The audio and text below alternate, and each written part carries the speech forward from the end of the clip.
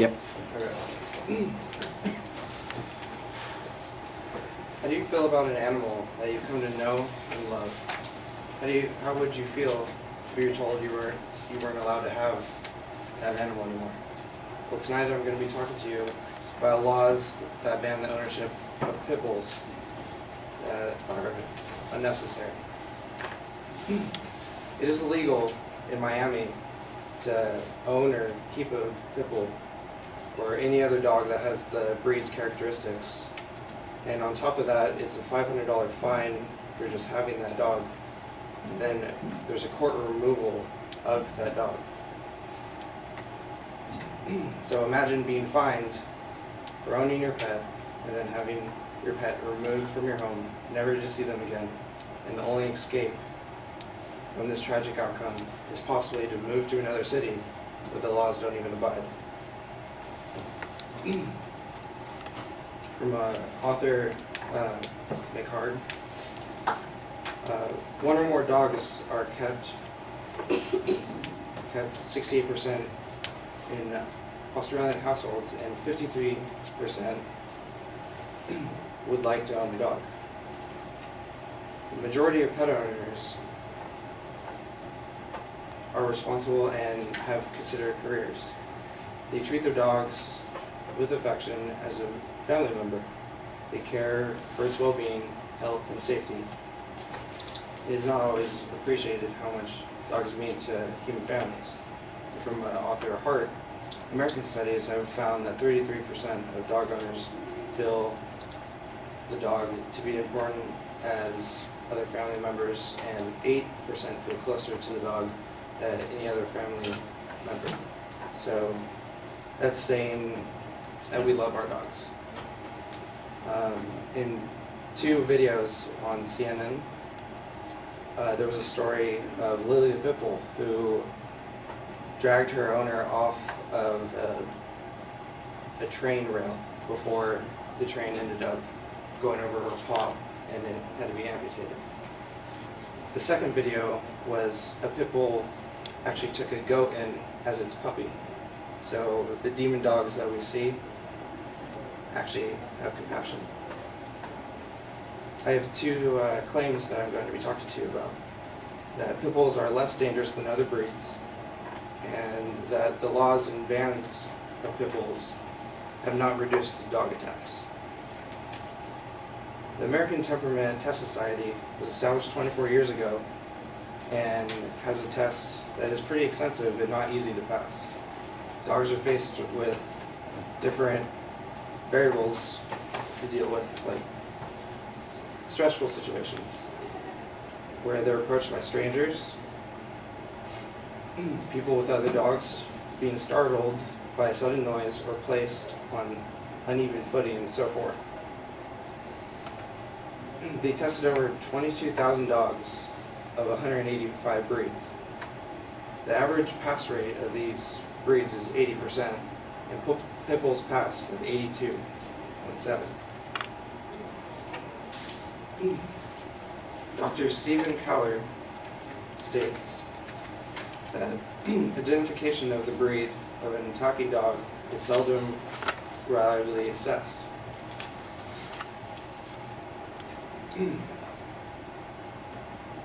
Not in wane with the interest in dog attacks, but in periods of heightened panic, attacks by most any dog are thought to be pit bulls. So when people are scared, they tend to think, oh, it's just a pit bull. Authors like O'Neill, Hearn, Sachs, and Jessup state that a curious examination that reveals that dogs aren't. Numerous dog data does not support the assumption that pit bulls pose more a threat than a lot of other breeds. Studies of the breed involved in attacks clearly show the breeds often subject to restrictions are no more likely to attack or cause serious injuries than other similar sized dogs like German Shepherds.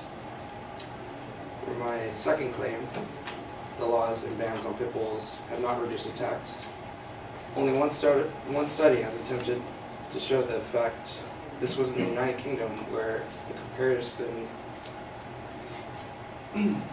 comparative prospect study of mammalian bites attending at the emergency department for the Dangerous Dog Act in 1991. And 2 years later, after it was done, originally the percentage was 73%, 0.9%, and then it went up to 74%. So with that, it shows that even with the Dangerous Dogs Act banning pit bulls, that the attacks still went up from another breed, the last stations. In conclusion, pit bulls are facing bans across the United States and across the world, yet society is to blame, not the dog, because they're the ones tearing the breed apart. For many people, pit bulls are nothing more than an asset for making money, like players, athletes like Michael Vick. These people mass-produce pit bulls, force them to fight for their lives, and when they lose their fight, they get killed. Many situations occur when pit bulls were hung, electrocuted, shot, or dealt with in other means. Yet they're the ones to blame.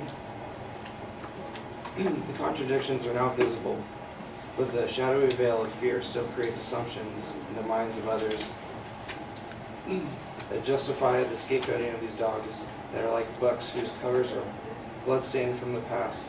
The inner material can only be appreciated by someone who attempts to read the cover. Thank you for listening, and I hope that you share that laws that ban the ownership of pit bulls are not necessary.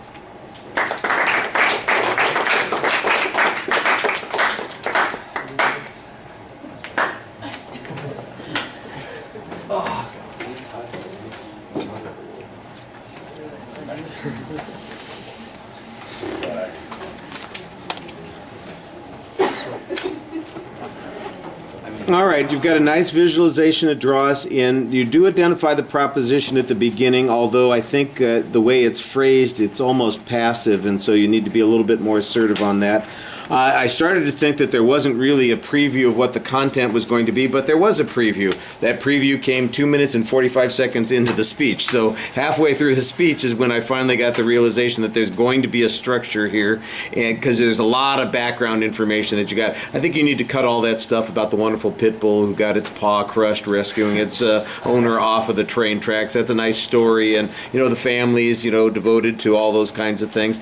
I think that's background at best, and maybe you could use it as your attention device, but you got to cut it way down, because your main argument is really, is the breed dangerous, and do the rules prevent these particular harms? That's basically what it comes down to, and everything else is just a sideshow on that. That last whole bit about the pit bulls fighting and even mentioning Michael Vick and all that kind of stuff, I think that's another distraction, because even though it's related to the issue, it's not related to your claim, and so you need to lay that out of the way. I think you've got some good information, but the information is not always presented as effectively as it could be, and as a consequence, it's not being tied into the claim that the way you want it to be. You need to be a little bit more assertive about making those claims and tying that evidence together there. As it is, it really feels sometimes like you're just reading the information and not making a point with the information.